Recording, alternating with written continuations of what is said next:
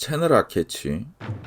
지난 시간에 이어 틀린 건 틀린 거다 시리즈 2편으로 캐슬어택 외성편에 관련된 오류를 이야기해 보겠습니다. 임용환 선생이 나오시는 방송이나 영상은 저도 재밌게 봅니다만 아무리 유명한 사람도 틀릴 때가 있는 건데 말도 안 되는 소리로 쉴드 치고 저를 비난한 사람들이 방아쇠를 당겼습니다. 이번 영상 전에 1편을 꼭 보시기 바라며 일본 성곽 현장 사진은 별 말이 없으면 제가 직접 찍어온 것입니다. 캐슬어택도 2019년 영상이니까 벌써 2년이 다 되어가고 좋은 기획이며 저도 잘 봤기 때문에 그건 아닌데 싶은 게 있어도 별말 안 했습니다. 애초에 저는 한 분야만 취미로 파는 사람이고 임용환 선생 같은 분들은 여러 분야에 박학다식한 분들이니까 제가 지적질해봐야 공평하지 않고 말이죠. 그런데 블로그 때도 그렇고 유튜브 때도 그렇고 살면서 상상도 못한 악플이 달리면 이야기가 달라지죠. 남 보고 시간상의 문제다, 일부분만 거론했다, 네가 잘못 이해한 거다 하지 말고 아무리 유명한 사람도 틀릴 수 있다는 것부터 인정하고 취미생활을 해야 되겠습니다. 먼저 영상을 보시기 전에 염두에 두어야 할 것은 임용환 선생은 에도시대의 이야기를 일본화시키거나 그 시간대가 뒤섞여 있습니다. 일본 의성은 도시고 도시는 상업도시라는 것도 에도시대의 이야기고 일본성에서 건물의 중요성 이야기도 에도시대 이야기고 백성을 보호하는 성이라는 설명도 에도시대 이야기인데 임용환 선생이 인터넷이나 방송에 출연한 영상은 모두 전국시대 임진왜란 외성이었죠. 그러니까 에도시대까지는 갈 일도 없었는데 에도시대 기준으로 설명한 겁니다. 그게 오늘의 이야기를 관통하게 될 테니까 유념해서 같이 가보자고요. 참고로 제가 사골처럼 우려먹고 있는 이 사진은 쿠마모토성 천수각 내에 있는 에도시대 쿠마모토 모형입니다. 사실 임용환 선생이 전국시대의 가문에 번이라는 말을 사용한 건 애교 수준이죠. 다이묘는 중세 유럽의 영주 같은 거예요. 봉건국가 같은 걸 번이라고 그랬어요. 한자는 번, 그 번의 영주를 다이묘라고 해요. 라고 하셨는데 번은 현대에 우리가 에도시대에만 쓸 수 있는 용어입니다. 사무라이 봉건제에 다 쓸 수 있는 용어 아니냐고요? 브리테니커 백과에 잘 정리되어 있는데 에도시대 1만석 이상의 영지가 부여된 다이묘가 지배하는 영역과 그 지배기구 번이라는 명칭은 막부에 의한 공식 명칭이 아니라 에도시대 중기 무렵 한 학자가 중국 주나라의 봉건제에 빗대어 다이묘를 번병이라고 한 것에서 유래한다. 공식 명칭이 된 것은 메이지시대 이후로 유신정부가 제후를 지번사로서 임명할 때의 행정구역이 그것이다. 딱 에도시대라고 적혀있죠. 드물게 오다 토요토미 정권 다이묘를 지칭한 책도 있다지만 이 정의를 거스를 수는 없습니다. 제가 본 그 많은 책에서도 전국시대에 번이라는 말이 안 나올 정도입니다. 전국시대에는 가문, 영지, 영국이라는 말을 쓰죠. 본론으로 들어가서 일본과 조선의 도의 강도가 다른데 왜군이 일본에서의 버릇대로 깎아댔다 라고 놀라시지만 그런 말도 굳이 할 필요가 있을까 싶습니다. 일본에서 이시가키 축성 때 가장 일반적으로 사용하는 돌은 화강암과 안산암입니다. 고로 제주도처럼 현무암을 쌓아서 집에 돌담 만드는 거 아닌 이상 우리랑 지역적으로 차이가 없는 경우가 많은 거죠. 그리고 석재를 가공한 것은 근석 문제가 아니라 자연석을 그대로 이용할 경우 석재를 구하는데도 한계가 생기고 쌓는데 테트리스가 되기 때문에 돌마다 위치나 무게중심을 생각하면서 고도의 기술이 필요한데 정작 석벽을 타고 오르기가 쉽기 때문에 돌을 깨서 부품화한 게 쌓기도 더 쉽고 저기 타고 오르기도 어려웠습니다. 돌의 가공 방식에 따라 노즈라즈미, 그다지 가공을 하지 않고 쌓아 올린 방식이다. 따라서 둥그런 돌이 많은 것이 특징이다. 가장 원시적인 이시가키 쌓기 방식이지만 보기와 달리 고도의 기술이 필요하여 오늘날에는 노즈라로 쌓는 석공은 거의 없다. 그래서 돌을 까는 겁니다. 이걸 일본말로 우치코미 하기라고 합니다. 큰 돌을 깨서 여러 개로 만들어 운반하기도 좋고 활용하기도 좋고 부품화시키니까 고도의 기술이 필요하지도 않고 그래서 대량의 인원이 달라붙어서 돌을 채취하고 운반하고 쌓아 올리고 전국시대의 특징인 대량 동원에 딱 맞는 방식이죠. 그러다가 더 발전한 건 저번 영상에서 소개한 것처럼 칼로 자른 듯한 키리이시를 빈틈없이 딱딱 맞춰서 쌓는 키리코미 하기입니다. 이렇게 노즈라, 우치코미하기, 키리코미하기라는 가공 방식 세 가지에 대략 열을 맞춰서 쌓았는가, 안 맞추고 어지럽게 쌓았는가, 그 두 가지 방식이 조합되어 이시가키 축조 방식은 크게 6가지로 분류됩니다. 어지럽게 쌓는 것을 란즈미, 열을 맞춰 쌓는 것을 누노즈미, 대략 열도 맞고 상당 부분 가공을 해서 쌓아 올렸다면 우치코미하기, 누노즈미가 되는 것이죠. 이 도표는 일본의 시로비토 사이트에 게재되어 있는 것으로 이 시로비토 사이트만 찬찬히 봐도 일본 성곽에 대해 상당한 공부를 할 수 있습니다. 트위터 계정도 운영하고 있고요. 이런 사이트에서도 공부가 가능한데 임요한 선생의 영상은 이런저런 뇌피셜이 보입니다. 외성의 성벽이 경사진 이유에 대해 미관상, 적의 포탄이나 총격, 무너지지 않기 위해 라고 했는데 한마디로 누가 그러던가요? 미관의 문제는 이쁘게 보이기 위해 기울였다기보다 기울였더니 임선생 보시기에 이뻐 보이더라 정도겠죠. 문제가 되는 것은 포탄이나 총격, 즉 피탄을 위해서라는 건데 선생은 전차의 경사장갑처럼 미끄러지라고 그랬다고 설명합니다만 총알은 애초에 아무 상관이 없고 일본은 이상하리만큼 대포를 쓰지 않는 나라이기 때문에 이 역시 선생의 뇌피셜입니다. 어느 책에도 피탄으로 설명하지는 않습니다. 피탄이 문제였다면 애초에 기존대로 토르를 쓰면 되는 일이고 에도시대 말기에 만들어진 오른곽은 서양의 보방식 요새로 만들었기 때문에 피탄을 위한 거대한 경사면의 토르가 존재합니다. 이시가키가 기울어진 것은 그냥 무너지지 않게 하기 위해서입니다. 특히 일본은 지진과 태풍이 많은 나라죠. 초기에는 높이가 낮았기 때문에 수직에 가까웠다가 높이를 올리면서 완만한 기울기를 갖게 됩니다. 시대가 오래될수록 축조 기술이 낮을수록 완만한 경향이 있고 후대로 가면 기울기가 급해집니다. 거대한 이시가키를 직선으로 쌓기도 하고 부채꼴로 곡선을 주기도 합니다. 똑같은 가토 기요마사이 축성이라도 조선의 서생포보다 그 후에 지은 쿠마모토성이 좀 더 발달된 형태를 보이게 되는데 이는 후시미 지진의 경험이 아니겠는가 하는 말이 있습니다. 이런 기울기와 곡선을 이야기하면서도 피탄을 언급하지는 않습니다. NHK 스페셜에서 방송한 서생포 외성과 쿠마모토성의 기울기 차이입니다. 이시가키를 쳐다볼 때 쿠마모토성의 기울기가 더 급하게 느껴지지만 잘 보면 하단의 시작 부분 기울기는 서생포성이 더 급경사입니다. 이런 곡선 구조를 무샤가에시라고 하는데 이것은 일반 경사면과 키요마사의 무샤가에시 곡선이 받는 하중 차이입니다. 무샤가에시라는 말 자체가 올라오기 힘들게 한다는 게 전제고 방송은 지진 복구 관련 내용이다 보니 지진 이야기만 한참 합니다. 일본성 이시가키의 최대 특징은 완만한 기울기로 되어 있다는 것이다. 성구자인 중국이나 조선의 성곽 석축은 거의 수직으로 세워져 있어서 일본 성곽과 상당히 생김새가 다르다. 일본의 성곽 이시가키가 경사진 것은 지진 다발국이기 때문으로 이시가키를 안정시켜서 무너지기 어렵게 하기 위함이다. 유독 낮은 이시가키에서는 수직으로 세워진 것도 적지 않다. 기울기는 축조 기술이 낮고 오래된 시대의 것일수록 완만한 경향이 있다. 또한 석재의 가공 정도에 의해서도 기울기가 변화하여 일반적으로는 노즈라, 우치코미하기, 키리코미하기의 순으로 기울기가 급하게 되어 있다. 미적으로야 어찌됐건 기울기가 제품에 따라 변하는 것을 보면 피탄하고는 아무 상관이 없죠. 그리고 임요한 선생이 외성의 공간을 치에 빗대서 많이 이야기했습니다. 뭐 중요하긴 합니다. 앞서 1편에서 제가 일본 성곽의 레이아웃 단계, 즉 나와바리 단계에서부터 어떻게 집중 공격할 것인가 설계한다고 했는데 그 측면, 배후, 여러 방향에서의 공격이나 그 시설을 요코야 혹은 요코야가카리라고 합니다. 일본성에 치가 있었다는 게 아니라 치와 비슷한 개념, 효과라는 것이죠. 그런데 외성의 특징은 조선 성곽 건축의 영향을 받았다는 거고 웅천외성의 특징은 일본 성곽에도 없는 치가 설치되어 있다는 겁니다. 일본 책에선 빼놓지 않고 설명하는 겁니다. 고성외성이 원래 있던 고성읍성을 활용해서 만들다 보니 치도 그대로 사용됐다는 이야기와 함께 말이죠.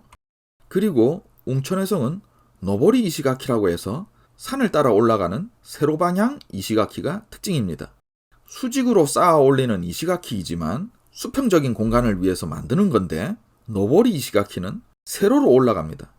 현재 일본 현지에서는 자주 보이지 않는 특이한 방식인데 이게 유독 외성에서 자주 보이고 웅천외성과 서생포 외성에 대규모로 잘 남아 있습니다. 산 위의 성과 산 아래 항구를 일체화시켜서 둘러싸는 구조니까요. 이것을 학계에서는 외성이 조선 산성에서 받은 영향, 그리고 외성이 일본 성곽에 끼친 영향의 대표적 사례라고 합니다. 서울에서 비싼 돈 들여서 촬영을 왔는데 웅천외성의 대표적인 특징들은 정작 소개하지 않았습니다. 구조적인 설명은 이명환 선생이 느낀 감상적인 영역뿐입니다. 단순한 제 내피셜로는 이명환 선생이 요코야 가카리 같은 단어도 몰랐다는데 한 표, 웅천외성에 진짜 치가 설치되어 있다는 것도 몰랐다는데 한 표입니다. 일본성의 특징이 병렬이든 직렬이든 중층이든 다중방어인 건 맞습니다. 그런데 외성의 기본적인 개념, 특징이라는 게 있고 웅천외성이나 앙골포 외성의 대표적인 특징이라는 게 있는데 캐슬어택에서 보여준 구조적인 설명은 이시가키 쌓인 모습, 꺾이고 꺾인 집중공격 이야기, 그리고 이 벌집 구조 이야기 정도밖에 없습니다. 그냥 가서 보니까 느끼는 점 수준인 거죠. 거기다 앙골포 외성은 전쟁이 강화 국면으로 들어간 이후에 축성한 성으로 앙골포 해전 때에는 없었는데 제작진이 그랬는지 방송 편집은 앙골포 해전 당시에도 있었다고 착각하기 쉽게 만들어져 있습니다. 이명환 선생이나 이세환 기자, 토크멘터리 전쟁사 등을 맹목적으로 믿고 있는 사람들은 분량상의 한계였다, 준비기간이 짧아서 설명하다 보니까 표현의 차이인데 어쩌다 한두 문장 가지고 물고 늘어진다 라고 쉴드 칩니다. 그런데 틀린 건 틀린 거고 모르는 건 모르는 겁니다. 이명환 선생은 그 분량상의 한계 때문에 본인이 운영하는 인문학 휴에서 보충 설명을 올립니다. 그런데 여기서 오히려 모르고 있구나 생각되는 발언들이 나옵니다. 도시와 성이 결합한 평산성이라는 게 나오게 됩니다. 평산성의 가장 대표적인 성은 오사카성, 히메지성, 히로시마성, 나고야성 이런 도시들은 모두 평산성이에요 라고 하셨는데 여기서 히메지성만 명확한 평산성이고 나머지는 모두 평성으로 구분되는 성입니다. 그나마 오사카성은 평성으로도 구분하고 평산성으로 구분하기도 하죠. 왜 이명환 선생은 모두 평산성으로 구분했을까? 이 평산성 이야기 일단 기억해 두시고요. 오사카성은 전국시대 성이냐 전국시대 다음 성이냐 이렇게 말하는 것은 너무 기계적인 논쟁이고 이 말에서 더더욱 이명환 선생이 잘못 알고 있다는 걸 알 수 있습니다. 이건 전국시대 이전이냐 이후냐 하는 거하고는 아무 상관이 없는데 오사카성은 두 개가 있습니다. 히데요시 정권에서 만든 오사카성, 그리고 도쿠가와 정권에서 그걸 흙으로 덮어버리고 더 높여서 만든 오사카성. 그 두 개 모두 근세성곽입니다. 그 무렵 일본 성곽은 전국시대성, 에도시대성 이렇게 구분하는 게 아니라 중세성곽, 근세성곽으로 구분하는데 전국시대의 끝이 어디냐 하고는 상관없이 노부나가 정권 무렵이면 근세성곽이 나오는 겁니다. 마츠나가 히사이데 영감의 성에 텐슈가 있었든 없었든 타몬 야구라가 있었든 없었든 그 무렵이면 근세성곽이 태동하는 겁니다. 그래서 노부나가의 거성이던 기우성은 시간이 흘러 에도 막부가 본격 출범하기 전에 없어졌지만 근세성곽이면서 산성으로 분류됩니다. 시청자들 눈높이에 맞춘 설명이라는 쉴드는 치지 마세요. 다시 말하지만 전국시대의 끝이라는 게 노부나가가 장군 아시카가 요시아키를 쫓아낸 시점이든 오사카성이 함락되고 토요토미 가문이 완전히 사라진 시점이든 그런 거랑 아무 상관없이 오사카성은 근세성곽으로 구분됩니다.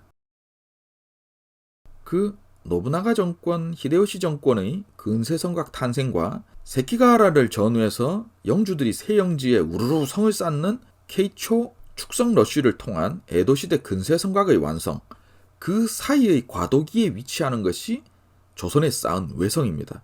외성에서의 경험은 근세성곽 완성기에 영향을 줍니다. 외장 카토 요시아키라의 새 거성인 이오 마츠야마성은 외성에서의 경험을 토대로 노보리 이시가키로 산 아래와 산 위를 통으로 연결한 평산성이 됩니다. 다테 마사무네처럼 근세성곽을 경험하지 못했던 사무라이들에게도 임진왜란 같은 히데요시 정권의 대규모 군사 동원을 거치면서 근세성곽이 경험되고 전파됩니다. 서국은 이시가키, 동국은 토루이라는 말을 무색하게 다테가문도 대규모 이시가키를 쌓아 거성 센다이성을 만듭니다. 참고로 지금 남아있는 거대하고 반듯반듯한 센다이성 이시가키는 에도 시대에 다시 수축한 겁니다. 우리나라 성과 일본 성을 비교하면서 우리나라 성은 주민을 보호하기 위한 성이고 일본 성은 영주들이 자기들만 살기 위해 만든 성이라고 해석한 분들은 틀렸다라고 이것저것 이야기하셨는데 이 역시 이분 머릿속의 일본 성은 에도 시대만 있다는 것으로 저번 1편에서 살펴본 바와 같이 진짜 전쟁하던 전국시대는 기본적으로 영주의 성입니다. 사무라이의 거점만 방어하던 성에서 도시가 성장함에 따라 전국시대 후반에야 도시를 방어하는 성이 나타나고 그 외곽 방어 라인이 소가마입니다. 아직 에도시대는 다룬 적이 없으신 걸로 아는데 왜 에도시대 이야기만 하실까요? 일본 성곽 연구가가 외성과 주민 보호에 대해 한 말을 인용해 봅니다. 외성이 실전에 가장 견고하다는 곽재우 등의 평가에 대해 조선왕조의 성곽제도의 본질은 어폭보민이었다. 삼국시대 이래 중원왕조, 유목 기마민족 등 다수의 침략을 받아온 조선왕조에 있어서 보민은 단순한 유교국가의 신조가 아니라 절실한 현실 문제였다. 외성의 필수지성이라는 군사 목적만을 가진 축성 사상은 조선반도의 어폭보민이라고 하는 백성을 지키는 목적에 맞는 것이 아니었다. 일본 성곽 전문가께서 일본의 성을 넘어서 아예 외성을 수비만 잘하는 성으로 놓고 조선의 성은 백성을 지키는 성이라고 하고 대비시키고 있죠. 이 그림과 이제 들려드릴 임용환 선생의 발언을 비교해 보세요. 성의 발달사를 쭉 보면 초기 산성에서 평산성으로 내려오는 과정은 전국시대의 큰 흐름 속에서 연속성을 가지고 있거든요. 오사카성은 전국시대 성이냐 전국시대 다음 성이냐 너무 기계적인 논쟁이고 전체적으로는 평산성까지 와서 완성되는 걸로 보는 게 정상이라고 생각됩니다. 일본의 성곽 관련 책이나 홈페이지를 보면 반드시 이런 그림이 나옵니다. 전국시대만 놓고 보면 산성에서 평산성을 거쳐 평성으로 끝난다는 게 일반론입니다. 이 그림만 해도 제가 20년 전에 홈페이지에 올린 겁니다. 이 일반론이 너무 강하다 보니까 이에 대한 반론으로 나오는 게 정작 근세성곽을 열었다는 노부나가의 거성은 나고야 기요스에서 코마키, 기후, 아즈치 순서로 평성에서 평산성을 거쳐 산성으로 가니까 완전히 거꾸로 가는 거 아니냐 하는 겁니다. 임용환 선생은 왜 또 평산성일까요? 바로 이어서 말합니다. 그리고 우리나라에 들어왔던 외성은 평산성의 건축술이 많이 들어왔어요. 아니죠. 임용환 선생이 왜 말끝마다 평산성 노래를 불렀는지 드디어 알 수 있습니다. 외성에 평산성의 건축술이 들어간 게 아니라 근세성곽의 과도기에 근세성곽의 기술이 외성을 만드는 데 들어간 거죠. 개념을 잘못 알고 있는 거예요. 방금 전에 제가 말했지만 임용환 선생 말씀과는 반대로 외장 가토 요시아키라는 외성에서의 경험을 가지고 산성에 가까운 평산성인 이오 마체야마성을 만듭니다. 앞서 도시와 성이 결합한 평산성이라는 게 나오게 된다 라고 하시고 평산성이 무슨 일본 성곽 발달의 끝인 것처럼 말씀하시는데 그냥 성의 위치에 따라 산성, 평산성, 평성으로 나누고 성의 시대적, 기술적, 발달 단계적 구분은 중세성곽, 근세성곽으로 나뉘는 겁니다. 도시와 성이 결합한 걸 평산성이라고 부르는 게 아니라 지방의 도청, 시청 역할을 하게 된 근세성곽의 특징이 도시 전체를 방어하는 성입니다. 그런 에도시대 근세성곽에 평산성이 많았을 뿐이죠. 그러니 앞서 말한 대로 기우성은 근세성곽이자 산성입니다. 그때 전국시대가 끝났는지 안 끝났는지는 아무 상관없습니다. 임용환 선생은 그냥 그런 구분 없이 다 합쳐서 일본 성곽 발달의 끝을 평산성으로 잘못 알고 계신 거예요. 일본 성곽의 시대적 발달 단계는 중세성곽에서 근세성곽으로 갔고 그 전국시대부터 에도시대 초기까지 일반적으로 산성, 평산성, 평성으로 이동했다고 가르칩니다. 성급한 일반론이라는 비판은 차후 문제고요. 오다 토요토미 정권의 성은 근세성곽의 등장, 케이초 축성러시는 근세성곽의 확립, 그 사이 과도기가 실전을 치렀던 외성. 이 시간적 흐름에 평산성이 들어갈 자리가 어디 있겠습니까? 다시 말하지만 평산성은 위치를 말하는 거지 발달 단계가 아닙니다. 일본성에서 건물이 중요한 이유가 한국이나 중국성은 성벽 위를 오픈시켜 놓는 경우가 많은데 일본성 같은 경우에 건물을 지어서 밀폐형으로 성을 만듭니다. 아하, 이래서 건물이 중요하다 같은 소리를 한 거군요. 임영한 선생은 토크멘터리 전쟁사 병자호란도 그렇고 이상하게 이 성벽의 밀폐 상태에 꽂히신 것 같은데 일본 성벽이 모두 건물을 사용하지는 않는다는 이야기와 전투가 직접적으로 일어나는 외곽 라인은 특히나 해자 중심이라는 점을 지난 1편에서 말씀드렸고 관련된 일본학자의 발언을 소개합니다. 조선반도의 혹독한 전투를 견뎌낸 산이와 산기슭이 일체화된 성이 국내에도 탄생한다. 거대한 텐슈, 야구라를 갖추고 높은 이시가키를 풀로 이용한 라인을 구축하고 그 라인은 복잡하고 여러 겹으로 구불구불하게 꺾여 있다. 그 복잡한 라인의 구축이야말로 토요토미계 성곽의 생명선이었다. 일본 근세 성곽은 외성의 축성을 거쳐서 완성된 것이다. 즉, 외성에 평산성의 건축술이 들어갔다기보다 말 그대로 외성의 경험을 거쳐서 일본의 근세 성곽이 완성되는 겁니다. 복잡하게 꺾인 라인, 그러니까 나와바리야말로 토요토미 정권 계열 근세 성곽의 생명선이라고 하고 있죠. 제가 1편에서 지적한 게 이겁니다. 그 다음에 거대한 천수와 야구라, 타몬 야구라의 연결, 마스가타 코구츠의 연속, 이런 다량의 건축물이 근세 성곽의 특징으로 따라붙는 것입니다. 건물이 더 중요한 일본성이 아니고요. 외성이라면 대표적으로 언급되는 이야기들이 있습니다.